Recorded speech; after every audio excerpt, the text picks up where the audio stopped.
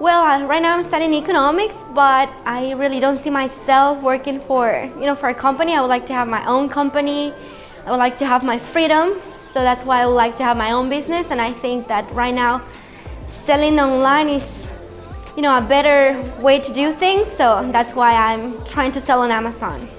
Yes, I really did enjoy the conference. It was very interesting, and I really learned a lot of cool things, and there were a lot of useful information. And yeah, it's a lot of process, a lot of things to process, but yeah, I got a lot of useful stuff that I need to put into the stuff. The best thing, the fact that there were like different speakers and everyone was sharing their experience and the process that they have gone through to sell on Amazon.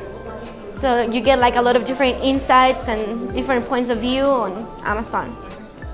Yeah, that they should definitely join the program because sometimes you find a lot of information on the internet and then you don't know where to start. But yeah, it's good to have a guide and somebody that it's right next to you and will guide you through.